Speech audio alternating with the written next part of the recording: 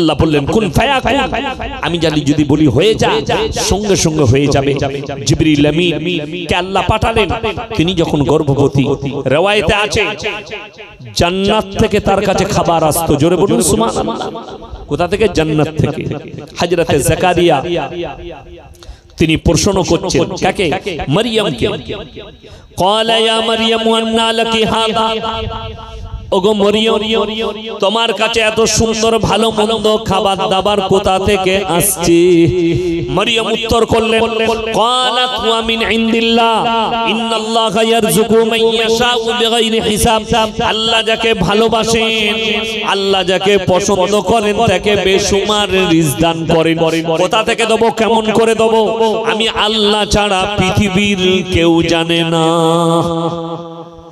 যদি আরো জানতে চান, সকাল বেলায় উঠে ভাঙড় বাজারে চলে যান, কলকাতা নিউ টাউনে চলে যান, ফজরের পরে 100টা বড় লোক দেখতে পাবেন খালি আন্ডার প্যান্ট পরে ছুটছে।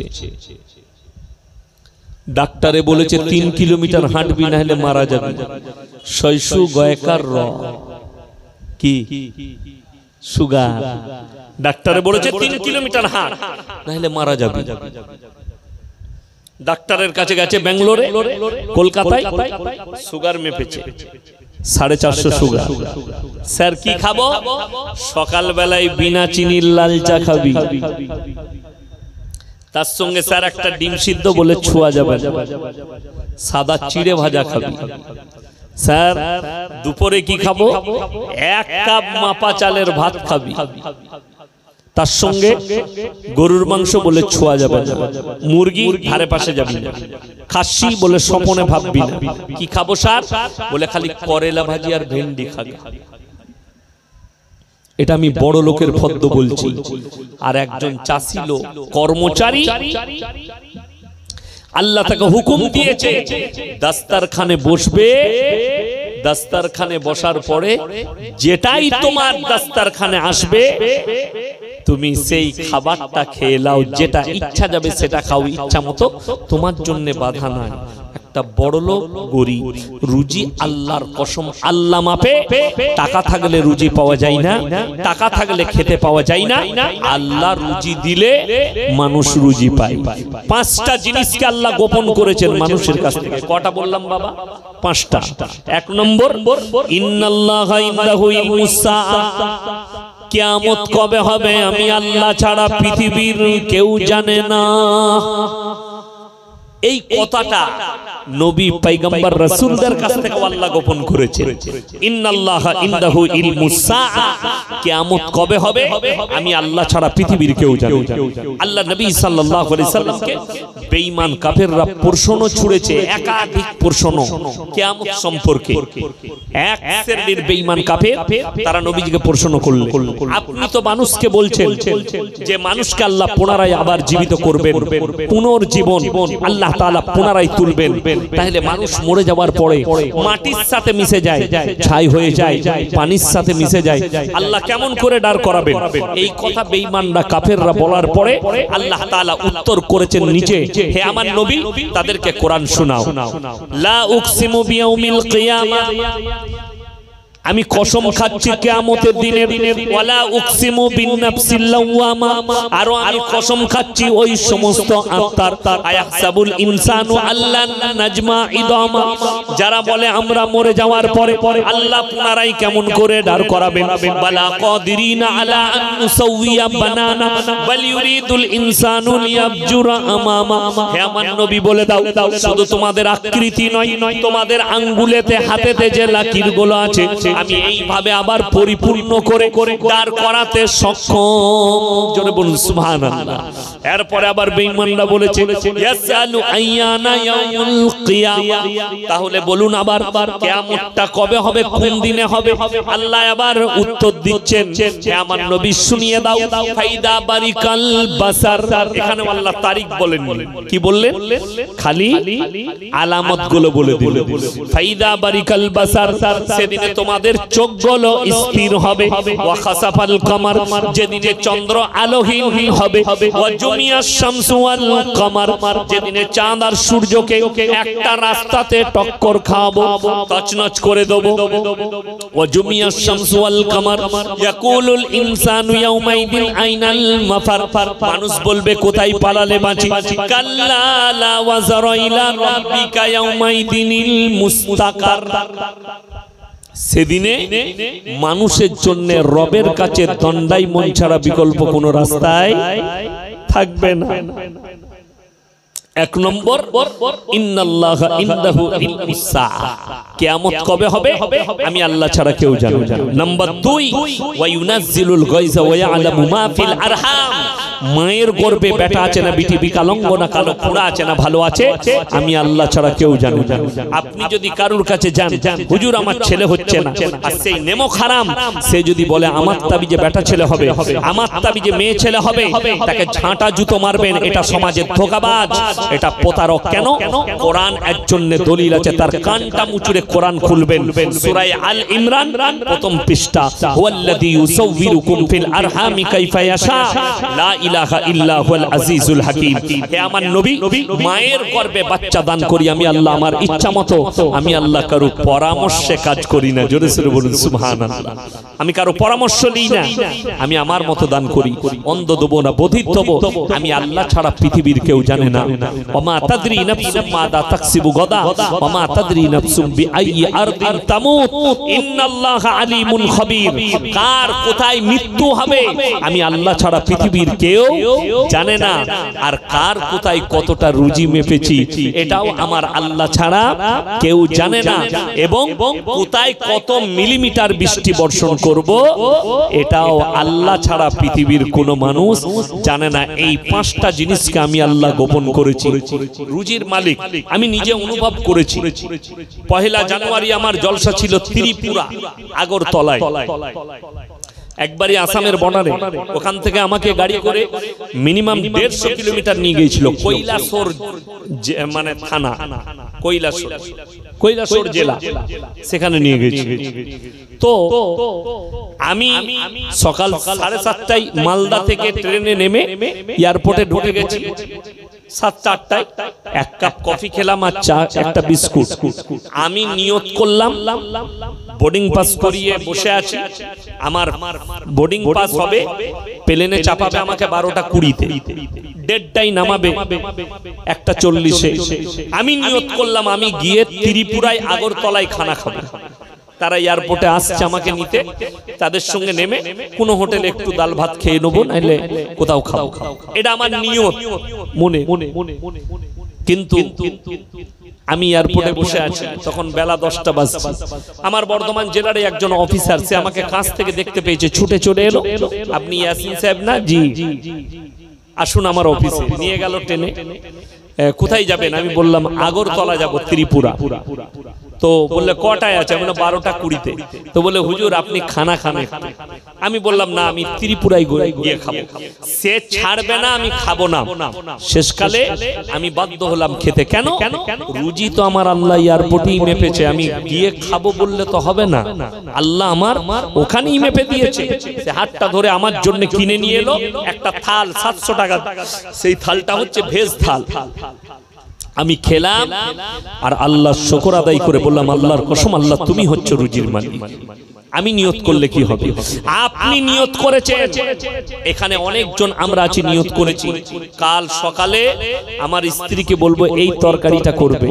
আল্লাহর কসম রুজি যদি আপনার হসপিটালে থাকে আপনি আসে 80 জন বেনামাজি ঠিক বললাম না ভুল বললাম 80টা বেনামাজি এবং এর মধ্যে 60টা এমন নামাজি আছে যারা ইচ্ছাকৃতভাবে নামাজ কাজা করে ইচ্ছাকৃতভাবে চায়ের দোকানে বসে আড্ডা মারছে মসজিদে আজান হচ্ছে নামাজ হচ্ছে এদের কোনো ভুরুক্ষেপ নাই টাস খেলাচ্ছে মাচায় বসে আছে হারাম কাজে লিপ্ত আছে কিন্তু আজান হচ্ছে তাদের কানে পৌঁছাচ্ছে অথচ তারা সেখানে যায় না। কোরআন শোনাবার পরে সূরা বাকারা 2য় পৃষ্ঠা আপনারা কি মনে মনে করছেন ইয়াসিন সাহেবের মতো আমার মতো 100টা বক্তাকে দাওয়াত দেন, কাবা ঘরের ইমামকে নিয়ে আসুন, আল্লাহর কসম হিদায়াত আল্লাহ দিলে তবে পাবে, না হলে হিদায়াত পাবে না। আল্লাহর নবীকে কি বলছেন শুনে নেন, ইন্নাল্লাযীনা কাফারু সাওয়াউন আলাইহিম আনজারতাহুম আম লাম তুমজিরুহুম লা ইউমিনুন। হে আমার নবী, তুমি যত দাওয়াত দিবে দাও, যত কোরআন শোনাবে শোনাও, কিন্তু যারা মানার নয় তারা কখনো মেনে নিবে না। আমার নবী বিশ্ব নবী বললেন, ওগো আল্লাহ কেন তারা আমার কথা আপনার কথা মানবে না?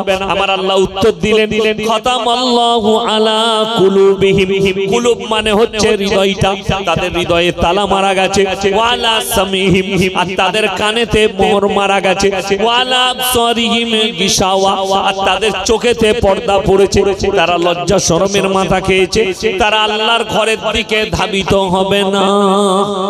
তাদের জন্য আমি পরকালে ওয়ালাহুম আযাবুন আযীম, কঠোর শাস্তি রেখে দিয়েছি, তারা ওই শাস্তি ভোগ করবে। আমার ভাই, যারা পাপ করবে, এত পাপ করেছে, এত পাপ করেছে, আল্লাহ তাদের হৃদয়ে তালা মেরে দিয়েছেন, তারা আর জীবনে ফিরবে না। আমার বন্ধুগণ, এরপর আমি বলবো যারা বসে আছেন সবাই হাত তুলেন, আমরা সবাই মুমিন হব, জোরে বলুন ইনশাআল্লাহ। আমার আল্লাহ কোরআনে 5টা শর্ত রেখেছেন। কটা বললাম? 5টা। এই 5টা শর্ত যারা মেনে নিবে, আল্লাহ তাআলা যারা 5টা কথার উপরে আমল করবে, বিশ্বাস করবে, তারাই একমাত্র হিদায়াতের উপরে আসতে পারবে, তারাই একমাত্র কামিয়াব হবে। চলুন কোরআন খুলুন, সূরা বাকারা একবারই শুরু থেকে। আলিফ লাম মিম, যালিকাল কিতাবু লা রাইবা ফীহি হুদাল লিল মুত্তাকিন আল্লাযীনা ইউমিনুনা বিল গায়বি ওয়া ইউকিমুনাস সালাহ ওয়া মিম্মা রাযাকনাহুম ইউনফিকুন ওয়াল্লাযীনা ইউমিনুনা বিমা উনজিলা ইলাইকা ওয়া মা উনজিলা মিন ক্বাবলিক ওয়া বিল আখিরাতি হুম ইউকিনুন। আলিফ লাম মিম, আলিফ লাম মিম র, তাসিন তাসিন মিম ইয়াসিন কাফ ইয়া আইন সাদ। কোরআনে যতগুলো এরকম হরফ আছে, এগুলোর নাম হচ্ছে হরফে মুকাত্তাত। এর মানেটাই আল্লাহ ছাড়া পৃথিবীর কেউ জানে না। আমি আল্লাহ কিয়ামতের দিনে আমার বান্দাদের সামনে বর্ণনা করব। আমার বন্ধুগণ, তারপরের আয়াতে আল্লাহ বললেন, যালিকাল কিতাবু লা রাইবা ফি, আমার এই কোরআনে বিন্দু মাত্র সন্দেহের কোনো অবকাশ নেই। জোরে বলুন সুবহানাল্লাহ। অনেক জনের মনে হবে কোরআন কেমন কিতাব। অনেক ভাই আছে যারা কোরআনকে অস্বীকার করে। কোরআন যে আল্লাহর বাণী এবং সত্য কিতাব, তার একটা তোখর দলিল আমি দিয়ে যাচ্ছি। আমরা অনেকে ছড়া পড়ি, স্কুলের বইয়ে ছড়া আছে না? আমি স্কুলে পড়েছি, আমার একটা ছড়া মনে আছে। আমাদের ছোট গায়ে ছোট ছোট ঘর, সাকি সেতা সবে মেলে নাহি কেউ পর, পাড়ার সকল ছেলে মোরা ভাই ভাই, একসাথে খেলি আর পাঠশালাই। কাল্লাকা বন্দে আলিমিয়া আল্লাকা ছড়া। কবিতার নাম হচ্ছে বন্দে আলিমিয়া।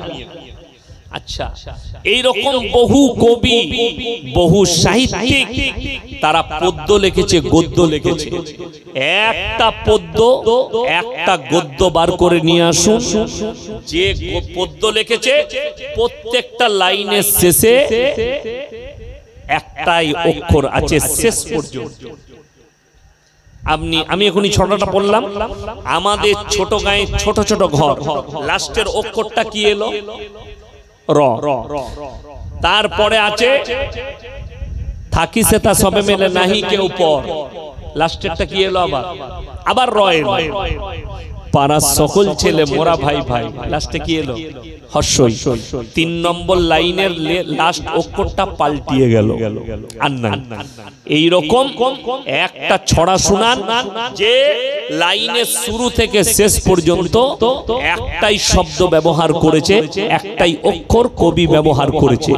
পৃথিবীর কোন বাপের বেটার কাছে একটাও পাবেন না। যদি বলেন কোরআনে আছে, আমার আল্লাহ কোরআনে একটাই অক্ষরকে গোটা সূরাতে শেষ অক্ষর লাইনের শেষে ব্যবহার করেছেন। যদি বলেন কোথায়, ওয়াশ-শামসি ওয়া দুহাহা ওয়াল কামারি ইযা তালাহা ওয়ান নাহারি ইযা জাল্লাহা ওয়াল লাইলি ইযা ইয়াগশাহা ওয়াস সামাই ওয়া মা বানাহা ওয়াল আরদি ওয়া মা তাহাহা ওয়া নাফসি ওয়া মা সাওয়াহা ফাআলহামাহা ফুজুরাহা ওয়া তাকওয়াহা। জোরে বলুন সুবহানাল্লাহ। প্রত্যেকটা আয়াতের শেষে হা ব্যবহার করেছে। দ্বিতীয় নম্বর, পুরো শুনেলেন, অনেক বড় বড় মুহাদ্দিস কিতাব লিখেছেন। প্রথমে আমি আমাদের আলেমদের তবকার বলি। ইমাম বুখারী রাহমাতুল্লাহ আলাইহি বুখারী শরীফ লিখেছেন। বুখারী, তিরমিজি, আবু দাউদ, ইবনে মাজাহ, নাসাই শরীফ, এগুলো ছেড়ে দেন। যত বড় বড় মুহাদ্দিস মুহাক্কিক আলেম, ভারতে নয় এশিয়া মহাদেশের একজন বিখ্যাত পণ্ডিত আলেম, নাদওয়াতুল উলামা, উত্তর প্রদেশ, লখনউ, সেই মাদ্রাসার যিনি প্রতিষ্ঠাতা, তিনার নাম হচ্ছে মোল্লা আলী মিয়া নদভী সাহেব রাহমাতুল্লাহ আলাইহি। তিনি তিনার জীবনীতে 4000 কিতাব লিখেছেন। জোরে বলুন সুবহানাল্লাহ। 4000। আমার আব্বাজি অনেক বই লিখেছেন। এইরকম বড় বড় মুহাক্কিক আলেমরা অনেক কিতাব লিখেছে। আচ্ছা, একটা বই এনে আমাকে দেখান তো, সেই কিতাবের উপরে লেখা আছে আমার এই লেখার মধ্যে কোনো ভুল নেই। এরকম বই কেউ লিখতে পেরেছে যে বইয়ের শুরুতে লিখে দিয়েছে এই লেখার মধ্যে কোনো ভুল নেই, কিন্তু আল্লাহর কসম আল্লাহ কোরআন অবতীর্ণ করেছেন, তার শুরুতেই লিখেছেন যালিকাল কিতাবুল লা রাইবা ফি, আমার এই কোরআনে বিন্দুমাত্র সন্দেহের কোনো অবকাশ নেই। জোরে জোরে বলুন সুবহানাল্লাহ। শুধু তাই নয়, এই কোরআনটা শুধু মুসলিমরাই পড়ে না, অমুসলিম ভাইরাও পড়ে। বাবা কথা বলে, অমুসলিম ভাইরাও পড়ে। কে কে পড়েছে? হরেন নরেন গগেন নয়। কবিগুরু রবীন্দ্রনাথ ঠাকুর কোরআন পড়েছেন, ঈশ্বরচন্দ্র বিদ্যাসাগর কোরআন পড়েছেন, বঙ্কিমচন্দ্র কোরআন পড়েছেন, শরৎচন্দ্র কোরআন পড়েছেন। আমার ভাই, আমার বন্ধুগণ, তারা যখন কোরআন পড়েছে জানার জন্য, মানার জন্য নয়। কিন্তু একজন মুমিন ব্যক্তি যখন কোরআন পড়ে জানার জন্য প্লাস মানার জন্য। একজন মূর্খ জীবনে স্কুলে যায়নি, কিন্তু সে যখন কোরআন পড়ে, আল্লাহ তুমি যা বলেছো সত্য বলেছো, যেটা দিয়েছো উপদেশ দিয়েছো, যালিকাল কিতাবুল লা রাইবা ফি, পরের আয়াতে আছে হুদাল লিল মুত্তাকিন, যারা মুত্তাকি হবে, মুমিন হবে, তাদের জন্য আমার কোরআনে উপদেশে ভরা আছে। জোরে বলুন সুবহানাল্লাহ। নাম্বার 1 উপদেশ কি দিলেন আল্লাহ তাআলা? সূরা বাকারা, এটাই প্রথম। 1 নম্বর উপদেশ আল্লাহ কি দিলেন? আল্লাযীনা ইউমিনুনা বিল গায়ব। 5টা শর্তের মধ্যে নাম্বার 1, না দেখে আল্লাহকে বিশ্বাস করার নাম হচ্ছে ঈমান। দেখে না, না দেখে বাবা, না দেখে। আমরা কেউ আল্লাহকে দেখেছি? কথা বলে, আল্লাহকে কেউ দেখিনি। সবারই দেখার ইচ্ছা আছে না নেই? আছে। দেখবেন ইচ্ছাটা কেমন হওয়া দরকার। একটা ছেলের সন্তানের যখন কোনো যুবকের বিয়ে ঠিক হয়, তার বাবা এসে বলে, বাবা তোর লেগে একটা মেয়ে দেখেছি, আজকে মঙ্গলবার, পরের মঙ্গলবারে তুই দেখতে যাবি। সেই ছেলেটা দেখবেন দিন গুনতে লাগে, সময় গুনতে লাগে, তার মনেতে লাড্ডু ফুটে, কবে আমি দেখবো সেই মেয়েটাকে যে আমার বউ হবে। হয় না, হয় না? ভেতরে কত লাড্ডু ফুটে। আমার বন্ধুগণ, আমার ভাই, আপনি আশায় থাকুন। জান্নাতি দিকে আল্লাহ তাআলা সবথেকে দামি উপহার দিবেন জান্নাতে, যেটা সেটা হচ্ছে আল্লাহর দিদার। জোরে বলুন সুবহানাল্লাহ। আল্লাহ দিদার হবে সবথেকে দামি উপহার আল্লাহর, সেটা হচ্ছে আল্লাহর দিদার। আমার বন্ধুগণ, আমার ভাই, আপনি আশা করুন যে আল্লাহ তুমি আমাকে জান্নাত দিও, যার বদৌলতে আমি যেন তোমার দিদার করতে পারি। এই না দেখে আল্লাহকে দেখার প্রয়োজন নেই, আপনি না দেখে বিশ্বাস করেছেন, এটাই হচ্ছে আপনার ইমানের একটা সবুত, এবং আপনার ইমানই একটা বহুত বড় মজবুতির সবুত যে আমি আল্লাহকে বিশ্বাস করি। এটার 1 নম্বর সবুত হচ্ছে না দেখে আল্লাহকে বিশ্বাস করা। এটা 1 নম্বর। ওয়ায়ুকিমুনাস সালাহ, এবং তারা জানো 5 ওয়াক্তের নামাজ আদায় করে। অনেক ব্যক্তি মনে করে আমি নামাজ পড়লে কি হবে, নামাজের দ্বারা কি হয়। আল্লাহ কোরআনে নিজে বললেন ইন্নাস সালাতা তানহা আনিল ফাহশাই ওয়াল মুনকার, নিশ্চয়ই নামাজ এমন একটা ইবাদত, মানুষ যখন নামাজ পড়ে আস্তে আস্তে নামাজ থেকে খারাপ কাজ থেকে সরিয়ে ভালো কাজের দিকে নিয়ে যায়। জোরে বলুন সুবহানাল্লাহ। কেউ যদি ইচ্ছাকৃতভাবে নামাজ কাজা করে, আমার রাসূল সাল্লাল্লাহু আলাইহি সাল্লামের হাদিস, যার নামাজ নেই তার মধ্যে ইসলাম নেই। এরপর আমাদের সমাজে একটা শ্রেণীর লোক আছে, তারা চায়ের দোকানে বাজারে গর্ব করে একটা কথা বলে, আমি নামাজ পড়তে না পারি, রোজা রাখতে না পারি, আমি কিন্তু গ্রামের ভালো লোক, আমার ঈমানটা বেশি ভালো। বলে না অনেক লোক, আমি নামাজ না পড়তে পারি, রোজা না রাখতে পারি, আমার ঈমান গ্রামের মধ্যে আমি সবথেকে ভালো লোক। কোরআন খুলেন, এই ব্যক্তিগুলো কতটা বিপদে পড়বে কিয়ামতের দিনে। যারা বলছে আমি নামাজ না পড়তে পারি, রোজা না রাখতে পারি, আমি ভালো লোক, আমি ভদ্র লোক, কিয়ামতের দিনে কোরআনে আছে একটা রাস্তায় জান্নাতীরা যাবে আর একটাই জাহান্নামীরা। আল্লাহ কোরআনে বললেন সেই দিনে জান্নাতীরা জাহান্নামী দিকে দাঁড় করাবে কি বলে, জান্নাতি ইয়াতাসাআলুনা আনিল মুজরিমিনা মা সালাকাকুম ফি সাকার। এই জাহান্নামী ভাইরা দাঁড়াও, তোমরা কেন আজকে জাহান্নামে যাচ্ছ? তারা 1 নম্বর উত্তর দেবে, ক্বালু লাম নাকু মিনাল মুসাল্লিন, আমরা নামাজি মুসল্লিদের মধ্যে ছিলাম না, আমরা নামাজি মুসল্লিদের মধ্যে ছিলাম না। এটা 1 নম্বর উত্তর। তাই আল্লাহ আমাদেরকে জাহান্নামে পাঠিয়েছে। ওয়ালাম নাকু নুতিমুল মিসকিন, আর আমরা মিসকিনকে খানা খাওয়াইতাম না, তাই আল্লাহ আমাদেরকে জাহান্নামে পাঠিয়েছে। ওয়া কুননা নাকুদু মাআল খায়দিন, এটা আরো ডেঞ্জার এবং প্যাথেটিক। তারা বলবে আমরা দাড়ি টুপি নামাজি মুসল্লি আলেম উলামাদের মজাক উড়াতাম, আল্লাহ তাই আমাদেরকে জাহান্নামে পাঠিয়েছে। ওয়া কুননা নুকাজ্জিবু বিয়াউমিদ্দিন, আর আমরা বিচারের দিবসকে মিথ্যা বলে মনে করিতাম, তাই আল্লাহ আমাদেরকে জাহান্নামে পাঠিয়েছে। নাম্বার 3, সবাই হাত তুলে বলুন আজ থেকে 5 ওয়াক্তের নামাজ পড়বো। জোরে বলুন ইনশাআল্লাহ, নামাজ কেউ কাজা করবেন না।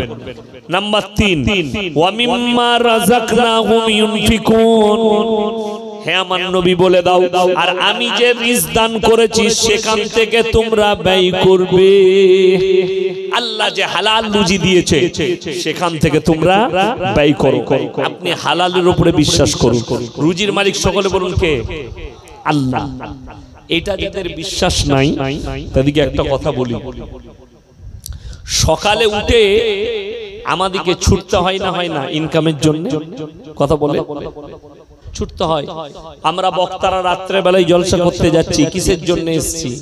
2 পয়সা পাবো, সেটা থেকে আমার সংসার চলবে। বাস্তব কথা বলছি। বক্তাদিকে হাদিয়া দেয় কমিটির লোকরা, সেটা থেকে সংসার চলে। একটা মানুষ সকাল বেলায় মাঠে কাজে যায়, সেখান থেকে কিছু সঞ্চয় করব, আমি পয়সা পাবো, আমার সংসার চলবে।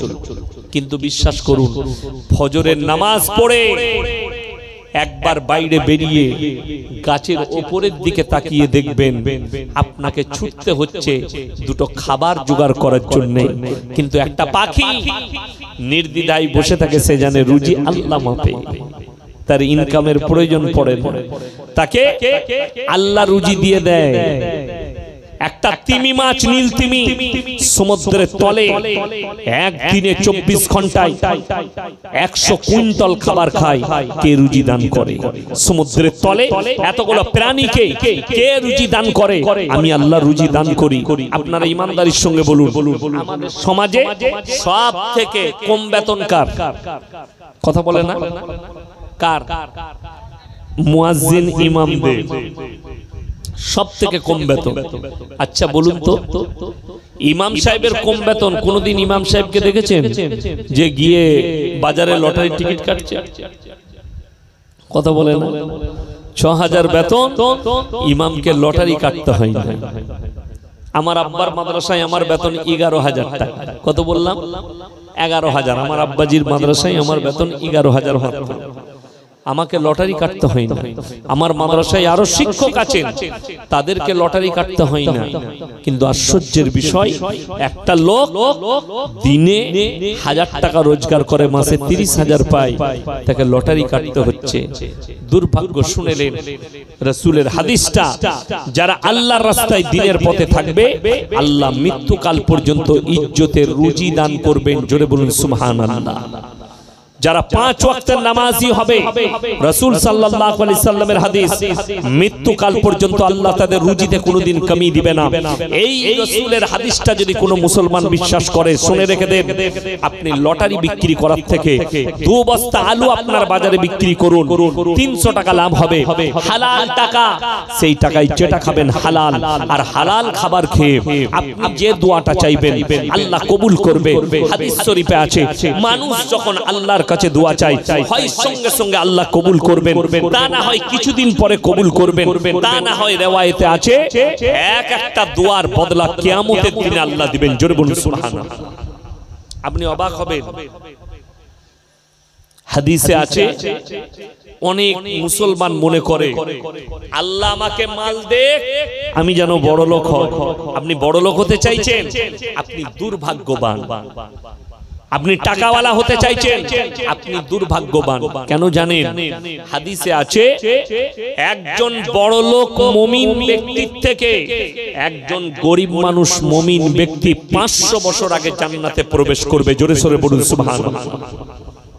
আর কিয়ামতের একদিন দুনিয়ার 50,000 বছরের সমতুল্য হবে। আপনি হিসাব করুন, কিয়ামতের ময়দানে কতক্ষণ দাঁড়িয়ে থাকবেন।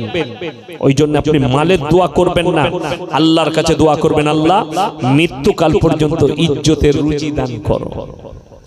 ইজ্জতের রুজি, হালাল রুজি মানে এটা নয়